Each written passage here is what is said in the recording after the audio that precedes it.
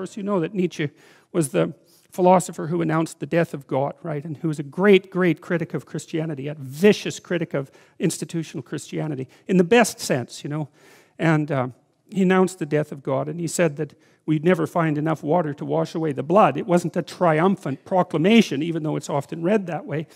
And Nietzsche's conclusion from the death of God, the fact that our ethical systems were going to collapse when the foundation was pulled out from underneath them, he believed that human beings would have to find their own values, to create their own values.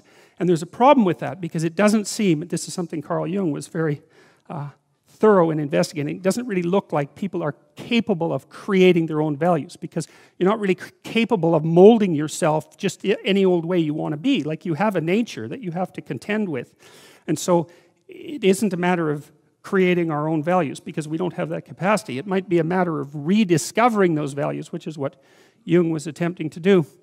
Now, and so I think Nietzsche was actually profoundly wrong in that recommendation. I think he was psychologically wrong. Now, you know, Dostoyevsky wrote in many ways in parallel to Nietzsche, and was a great influence on Nietzsche. Their lives parallel each other to a degree that's somewhat miraculous in some sense. It's quite uncanny. Dostoyevsky was obviously a literary figure, whereas Nietzsche was a philosopher, a literary philosopher, but still a philosopher. And Dostoyevsky wrestled with exactly the same problems that Nietzsche wrestled with. But he did it in a different way. He did it in a literary manner. And he has this great book, the brothers Karamazov, and in that book, the hero of the book is really Alyosha, who's a monastic novitiate, a very good guy, kind of not an intellect, but a person of great character, you know. But he has a brother, Ivan, who's his older brother, who's a great intellect and a very handsome soldier and a brave man. And like Dostoyevsky's villains, Ivan isn't exactly a villain, but that's close enough. Dostoyevsky makes his villains extraordinarily powerful. So if Dostoyevsky's trying to work out an argument, he clothes the argument in the flesh of one of his characters, and if it's an argument he doesn't agree with, then he makes that character as strong as he possibly can, as strong and as attractive and intelligent as he possibly can, and then he lets him just have at her. And so Ivan is constantly attacking Alyosha, and from every direction trying to knock him off his perch of faith, let's say. And Alyosha can't address a single one of Ivan's criticisms.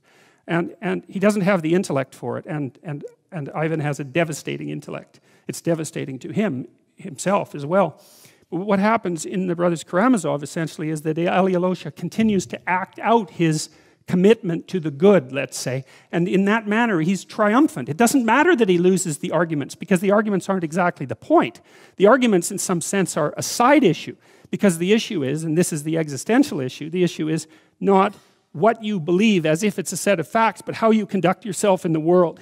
And so Dostoyevsky, he grasped that, and it's one of the things that makes him such an amazing literary figure, an amazing genius, because he was smart enough to formulate the arguments in a manner that no one else really could, with the possible exception of Nietzsche, and that's quite an exception.